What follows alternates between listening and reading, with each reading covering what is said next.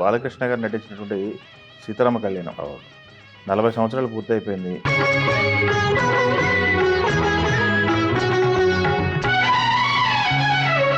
మురారి గారి బ్యానర్లో బాలకృష్ణ గారు చేసినటువంటి మొదటి సినిమా అది.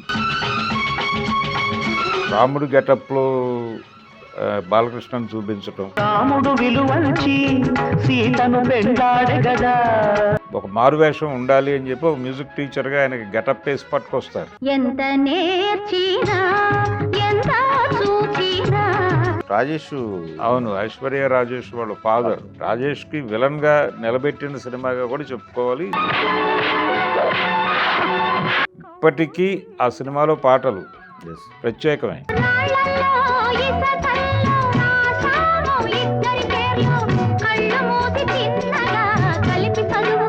భరద్వాజ గారు బాలకృష్ణ గారు నటించినటువంటి 'సీతారామ కళ్యాణం' 40 సంవత్సరాలు పూర్తయిపోయింది.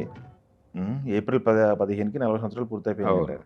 ఏంటి సార్ ఆ సినిమా సంబంధించి అప్పట్లో క్రియేట్ చేసిన రికార్డ్స్ ఏంటి? హిట్ ఆ సినిమా? పెద్ద హిట్ అది. పెద్ద hit cinema hit, musical hit కూడా. పాటలు బాగుంటాయి, చాలా పాటలు చాలా బాగుంటాయి. ఇప్పటికీ ఒక స్పెషల్గా కనిపిస్తుంది అండి. మహాదేవన్ గారి ఆర్కెస్ట్రేషన్ చాలా స్పెషల్గా ఉంటుంది. అంటే పర్టికులర్గా ఆ సినిమా అంటే మురారి గారి బ్యానర్లో బాలకృష్ణ గారు చేసినటువంటి మొదటి సినిమా అది. అవును, మొదటిదినా? ఆ తర్వాత కొనసాగాడు. నారీ నారీ నడుము మురారి ఆయన చివరి సినిమా. దానిలో కూడా బాలకృష్ణ గారే ఉన్నాడు. అలా ఈ సినిమాలో రాముడి గెటప్లో బాలకృష్ణను చూపించటం ఇలాంటివి కూడా ఉన్నాయి. నిజానికి మంగమ్మ గారి మనవాళ్ళలో కూడా జరిగింది అది. ఓకే, మంగమ్మ గారి మనవాళ్ళలో కూడా ఇలా పౌరాణిక గెటప్పుల్లో చూపించడం అనేది వాడాడు కోడి రామకృష్ణ. రెఫరెన్స్లు కొన్ని రెఫరెన్స్లు అది ఇందులో కూడా జరిగింది. రాముడు విలువంచి సీతను వెంటాడే గదా.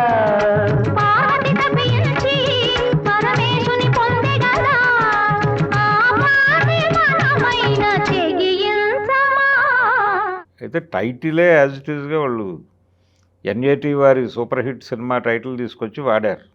'సీతారామ కళ్యాణం' ఎన్టీ రామారావు గారు డైరెక్ట్ చేసినటువంటి మొదటి సినిమా అది. ఓకే, ఆ టైటిల్ తీసుకొచ్చి ఇక్కడ వాడారు. వాడుతూ ఆ టైంలో బాలీవుడ్లో వచ్చినటువంటి సినిమాలు ఈ సినిమా తర్వాత వచ్చిన సినిమాల్లో ఈ సినిమా ప్రభావం కనిపిస్తుంది.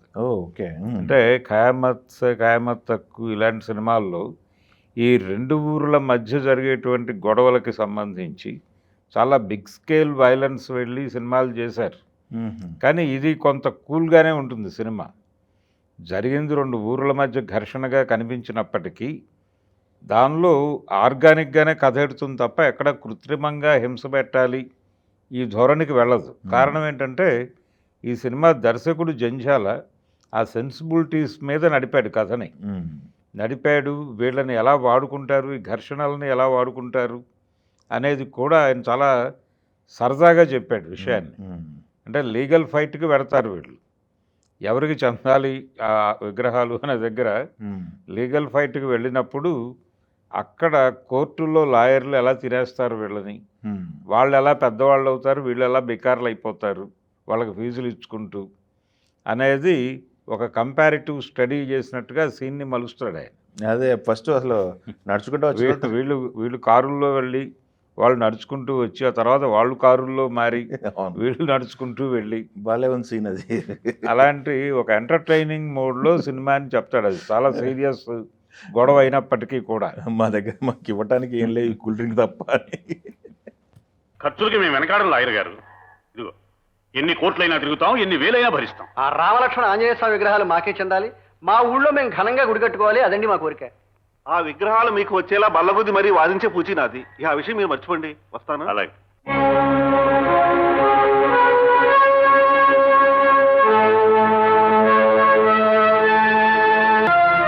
వచ్చారు లాయర్ గారు.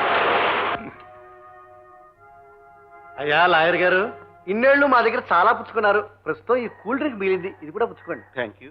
అయ్యా 14 ఏళ్ళు మమ్మల్ని ఇలా కోర్టు చుట్టూ తిప్పుతూనే ఉన్నారు. ఇంకా ఎంతకాలం పడుతుంది చెప్పండి? కేసు బాగా కాంప్లికేటెడ్ కదండి, కాస్త టైం పడుతుంది మరి. ఇలాంటి సీన్స్ చాలా బాగా అల్లాడు ఆయన. అలాగే కాలేజీ గొడవల్లో చాలా యూత్ఫుల్గా నడుస్తాయి ఆ సీన్లన్నీ కూడా.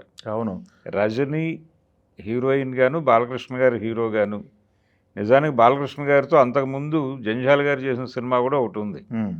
బాబాయ్ అబ్బాయి అనే సినిమా చేస్తున్నాడు ఆయన. అవును. చేశాడు. ఆ సినిమా ఆశించిన స్థాయి ఫలితం ఇవ్వలేదు. అది దానికి కూడా ఒక ఎన్టీ రామారావు గారి సినిమా రెఫరెన్స్ ఉంది.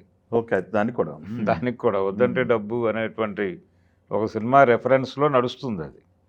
అయితే అది ఆశించిన ఫలితాన్ని ఇవ్వలేదు. ఈ సినిమా వీళ్ళు ఏదైతే ఎక్స్పెక్ట్ చేశారో ఆ విజయాన్ని ఇచ్చింది. ఓకే. ఆ విజయాన్ని ఇచ్చింది. అటు కాట్రగడ్డ మురారి గారి నమ్మకాన్ని నిలబెట్టింది సినిమా. రైటర్ గాను డైరెక్టర్ గాను జంజాల గారి నమ్మకాన్ని కూడా నిలబెట్టింది. ఉమ్. మహాదేవన్ గారు మ్యూజిక్, ఫ్యామిలీ కథ, ఆయన తరహా ఎంటర్టైన్మెంట్ అంటే హీరో హీరోయిన్లు ఈ సపోర్టింగ్ క్యారెక్టర్స్ ఇవి తీసుకుని అంటే హీరో మీద డిపెండ్ అయిపోయి కథను నడపడు ఆయన. ఉమ్. హీరో హీరోయిన్స్ని అలా ఉంచి వాళ్ళని పాటలకి వాటికి వాడుతూ వెనకాల ఒక కామెడీ సైన్యాన్ని మోహరిస్తాడు ఆయన. చాలా మంది ఉన్నారు దీంట్లో.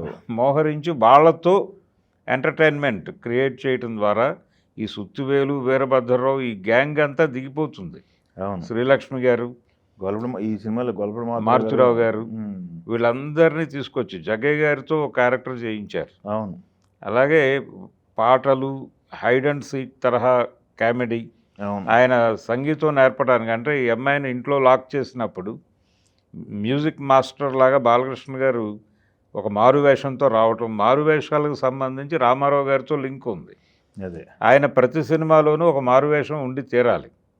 మారువేషం లేకపోతే సినిమా ఆడదేమో అనే సెంటిమెంట్ ఉండేది ఓకే. ఆ రోజుల్లో. ఓకే.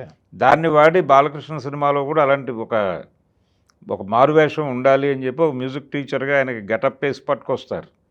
దాని మీద ఒక మంచి పాట ఒకటి నడుస్తుంది, ఆరుద్ర గారు రాశాడు. ఎంత నేర్చినా ఎంత చూచినా ఎంత వారలైనా ప్రేమ దాసులే ఎంత నేర్చినా సంతతంబు శ్రీకాంత స్వాంత సిద్ధాంతమైన మార్గ చింతలేని వారెంత నేర్చినా సంతతంబు ఏకాంత సేవకై ఇంతకంటూ చేసి చెంత చేరువారెంత నేర్చినా ఎంత చూచినా ఎంత వారలైనా ప్రేమ దాసులే ఎంత నేర్చినా.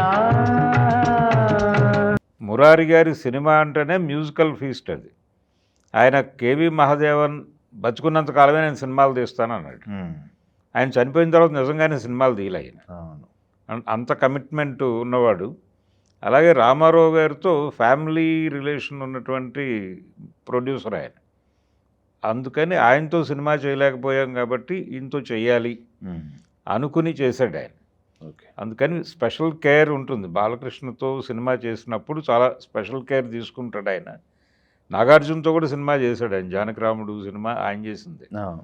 మోగ మనసుల ఇన్ఫ్లుయెన్స్తో నడుస్తుంది అది. Yes yes yes. మోగ మనసుల రెఫరెన్స్. ఆయన చేసిన సినిమాలన్నిటికీ పాత సినిమాల రెఫరెన్సులు ఉంటాయి ఆయన మొదటి సినిమా దగ్గర నుంచి. ఉమ్.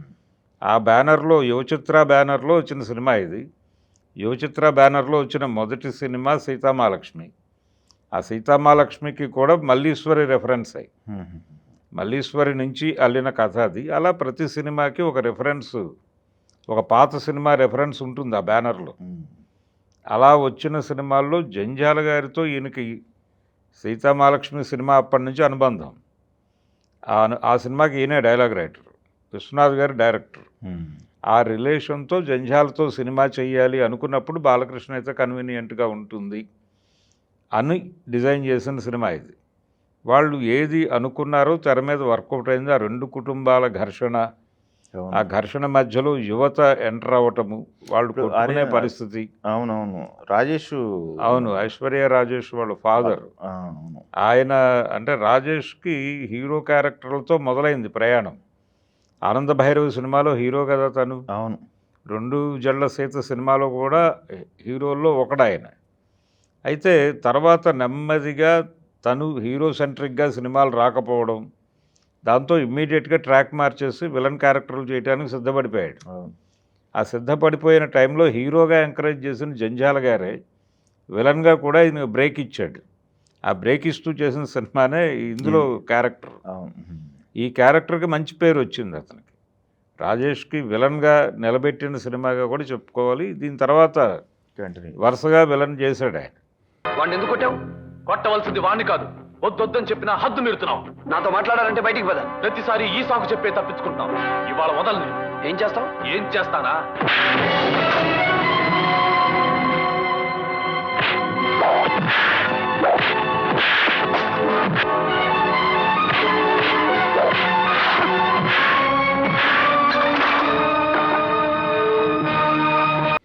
కాబట్టి అందరికీ ఉపయోగపడిన సినిమా ఇది. అందరికీ ఉపయోగపడిన సినిమా.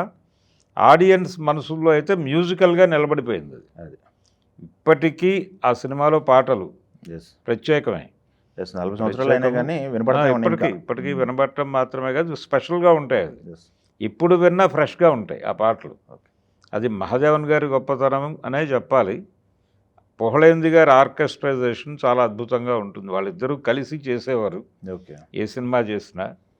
అంతటి ఆ రేంజ్ మ్యూజిక్ అంటే అది ఒక ఫుల్ మీల్స్ లాగానే ఉంటుంది. చూశాను ఎన్నడో పరికి నేను వచ్చాయి కొత్తగా సొగసులేవో హృదయాన దాచిన పొంగులేవో పరువన పూచెను వన్నెలేవో వన్నెల వానల్లో వనరైన జలకాలలో వన్నెల వానల్లో వనరైన జలకాలలో మునగాలి తేలాలి తడవాలి ఆరాలి మోహంలో ఆ మోహదాహాలు మన కంటి పాపల్లో కనిపించు గోములో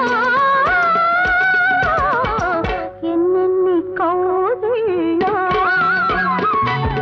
రాళ్ళల్లో ఇసకల్లో రాశాను ఇద్దరి పేర్లు కళ్ళు మూసి చిన్నగా కలిపి చదువుకో ఒక్కసారి కలలలోన తీయగా గుర్తు తెచ్చుకో. అలా ఆయన నిలబెట్టిన సినిమాల్లో ఇదొకటి. జంధ్యాల గారు జనరల్గా రమేష్ నాయుడిని వాడతాడు ఆయన. ఓకే. ఆయన చేసిన సినిమాల్లో మెజారిటీ రమేష్ నాయుడు ఆర్ రాజన్ నాగేంద్ర, తప్పని పరిస్థితుల్లో చక్రవర్తి. ఓకే. కానీ ఈ సినిమాకి వచ్చేసరికి తన బ్యానర్లో డైరెక్టర్ ఎవరైనా కానీ హీరో ఎవరైనా మ్యూజిక్ డైరెక్టర్ మహాదేవనే ఉండాలి అవును. అని మురారి గారి రూల్. ఆ రూల్ ప్రకారం చేశాడు. విశ్వనాథ్ గారి కాంపౌండ్లో మహాదేవంతో ఈయనకి పరిచయం ఉంది జంధ్యాల గారికి. అందుకని ఈయన ఆయనతో కన్వీనియంట్గానే ఫీల్ అయ్యాడు. ఓకే. ఆ పాటలు చేయించుకున్నాడు. అద్భుతమైన చిత్రీకరణ, పాటలు, అది పిక్చరైజేషన్ చాలా బాగుంటుంది. అవును. పిక్చరైజేషన్కి సంబంధించి ఆయనది ఒక స్పెషల్ టేస్ట్ ఉంటుంది జంధ్యాల గారిది. దాదాపుగా ఆయన సినిమాలన్నింటిలోనూ పాటల చిత్రీకరణ విశ్వనాథ్ గారి సినిమాల్లో స్పెషల్గా ఉంటుంది అంటారు, కానీ ఆయన్ని మించి జంధ్యాల గారి సినిమాల్లో పిక్చరైజేషన్ చాలా బాగుంటుంది. ఓకే. పాటల విషయంలో ఆయన మీద రాఘవేంద్రరావు గారి ప్రభావం ఉందని నేను అనుకుంటాను. ఓకే. రాఘవేంద్రరావు గారి పాటల్లో ఉండే స్కీమింగ్ ఇంకొక లెవెల్లో జంధ్యాల గారి సినిమాలో కనిపిస్తుంది. ఆ టైంలో పర్టికులర్గా ఆ టైంలో మంచి దీనిలో ఉన్నాడు, స్వింగ్లో ఉన్నాడు ఆయన. ఓకే. జంధ్యాల గారి టేకింగ్కి ఫ్యాన్స్ ఉండేవాళ్ళు, పాటల టేకింగ్కి.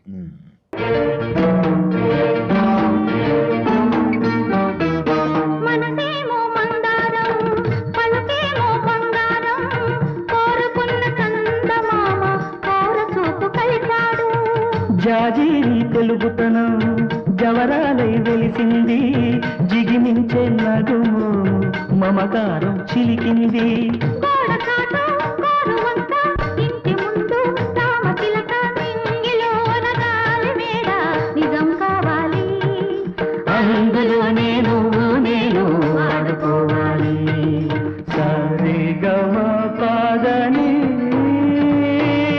సానీదా పామాగరే అందుకని అలా కనెక్ట్ అయిపోయిన సినిమా. బాలకృష్ణ గారు కూడా చాలా ఒబీడియంట్గా చేశాడు ఈ సినిమాలో. ఒక విద్యార్థిలాగా ఎలా చేయాలి, డైరెక్టర్ గారు ఏం కోరుకుంటున్నాడు, ఏ ఎమోషన్ని ఎలా ఆశిస్తున్నాడు, ఆయన చాలా తూకం వేసి నటించినట్టు ఉంటుంది ఆ క్యారెక్టర్. ఎక్కడ అతి చేయటమో లేకపోతే ఒక అడుగు అవతలకు వేయటమో ఉండదు. ఆచి తూచి చేసినటువంటి సన్నివేశాలన్నీ. అందుకని థియేటర్కి వెళ్ళిన ప్రతి ప్రేక్షకుడు హోల్సమ్గా ఎంటర్టైన్ అయ్యారు. అయి అన్ని విధాలుగాను వచ్చింది. జగయ్య గారు చేసినటువంటి ఆ ఓల్డేజ్ క్యారెక్టర్ కూడా బాగా పండింది. ఆయనకు కూడా వెరైటీగా అనిపించింది. అంతకుముందు ఎప్పుడూ ఆయన పుల్లయ్య గారి డైరెక్షన్లో ప్రేమించి చూడు సినిమాలో చేశాడు అలాంటి క్యారెక్టర్. అవునా, ఓకే. ఆ గ్యాప్ తర్వాత మళ్ళీ అలాంటి క్యారెక్టర్ దొరకటం, ఆయన దాన్ని ఆకలింపు చేసుకుని ఆయన పద్ధతిలో. జగ్గయ్య గారికి మురారి గారికి కూడా పర్సనల్ రిలేషన్స్ ఉండే, అవునా, ఓకే. అందుకని ఆయన ఆ క్యారెక్టర్ ఈయనతోనే చేయించాలని పట్టుబట్టి చేయించుకున్నాడు. ఓకే. అలాగే మారుతిరావు గారిని తీసుకురావడం వెనకాల కూడా మురారి గారి ప్రమేయమే. సినిమాని దగ్గరుండి, డైరెక్టర్ ఉన్నా కానీ దగ్గరుండి చేయించుకునే ప్రొడ్యూసర్లు కొంతమంది ఉండేవాళ్ళు ఆ టైంలో. ఆ వాళ్ళలో కాట్రగడ్డ మురారి గారు ఒకడు, తర్వాత క్రాంతి కుమార్ గారు ఒకడు. ఆయన కూడా డైరెక్టర్ ఉన్నా కానీ ప్రతి సన్నివేశం ఆయన సమక్షంలో షూట్ చేయాలి, ఆయన లేకుండా షూట్ అవ్వకూడదు. ఆ పద్ధతిలో వెళ్ళేవాళ్ళు. ఓకే. అలా ఒక పద్ధతిగా క్రమశిక్షణతో చేసిన సినిమా ఇది. ఇప్పటికీ జనాలు మర్చిపోని సినిమా. ఓకే. ఎన్ని రోజులు అంటే ఇంకొక 2 తరాలైనా మర్చిపోరు దాన్ని, పర్టికులర్గా పాటలు మర్చిపోరు. Okay, thank you.